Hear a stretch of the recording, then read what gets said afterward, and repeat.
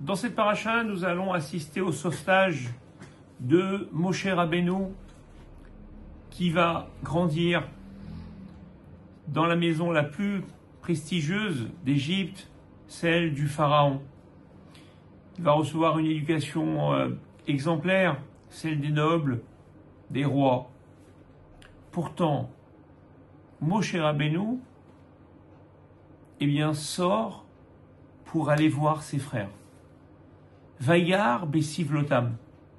Il est parti voir leur souffrance, leur douleur. Et on pourrait se demander, mais pourquoi partir, se mettre en danger? Il était bien là où il était. Il aurait pu continuer encore quelques années et attendre le signal de Dieu pour agir. Non. Moshe Rabbeinu prend un risque qui va d'ailleurs être avéré, puisque en allant voir ses frères, il va être dénoncé par ses frères. Et cette dénonciation va l'amener à quitter l'Égypte. Mais quitter l'Égypte, c'est quelque part le début de la Géoula pour le Ham Israël, car c'est là où il va avoir la révélation avec le buisson ardent. Alors, la question est de se dire, pourquoi va-t-il voir la tourmente dans laquelle ses frères se trouvent?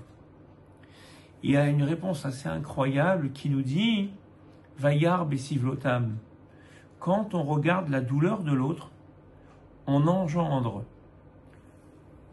le regard de Dieu envers celui qui souffre. Pour amener Dieu à être attentif à la souffrance de l'autre, il faut que nous-mêmes, nous puissions montrer à l'égard de cette personne notre compassion. Nous sommes des déclencheurs de l'intervention de Dieu. C'est-à-dire que déclencher l'intervention de Dieu ne passe pas simplement par prier pour que Dieu intervienne, mais pour que nous-mêmes, nous puissions être dans la douleur, de comprendre la douleur de l'autre, être dans comprendre la difficulté qui est celle de l'autre. Et c'est comme ça que Dieu, nous entend. Vaishma et Tsarakatam. Il n'a pas entendu simplement leur cri, il a entendu le cri que chacun avait pour l'autre, parce que chacun pensait que l'autre souffrait plus que lui. Et chacun disait, à lui le pauvre, quelle souffrance il a. C'est ça que Dieu a entendu. Dieu a entendu un peuple responsable, un peuple qui était capable de sortir de son confort comme Moshe Rabbeinu pour aller supporter, pour aller aider, pour aller soutenir. Voilà comment on déclenche la Géoula. Et cet enseignement est un enseignement qu'on retrouve à travers une explication du Gaon de Vilna, qui nous explique pourquoi les Juifs sont-ils comparés aux étoiles. Alors il y a plusieurs explications. L'une des explications, le Gaon de Vilna nous dit, c'est parce que chaque étoile a une mission. Chacune. Il n'y a pas une seule étoile qui a la même mission que l'autre. Et si on est comparé aux étoiles, c'est pour nous dire que chacun a sa mission. Et que lorsqu'on ne fait pas attention à l'autre, c'est qu'on ne va pas l'aider à être abouti.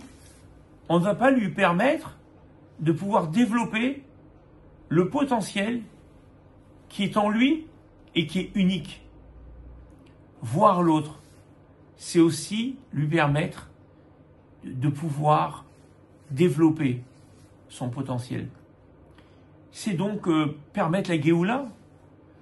La Géoula passe aussi par là, parce que tant que nous ne serons pas tous dans la mission qui nous est donnée, la Géoula ne pourra pas arriver. Donc lorsque je vois quelqu'un et que je l'aide à exprimer, je l'aide à devenir ce qu'il doit être, j'amène la Géoula. c'est aussi fort que ça, et aussi dur que ça.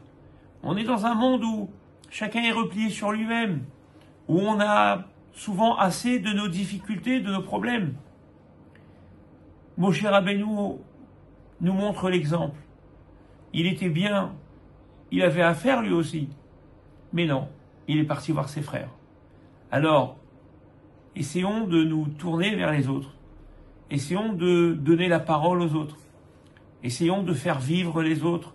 Essayons d'aider ceux qui ont besoin d'aide et d'aider ceux qui ont besoin d'exister. Car sans nous, parfois, eh bien, ils ne trouveraient pas la possibilité de le faire. Donc, que nous puissions toujours être tournés vers les autres pour que Dieu puisse voir et nous prendre en pitié dans cet exil qui devient un peu trop long.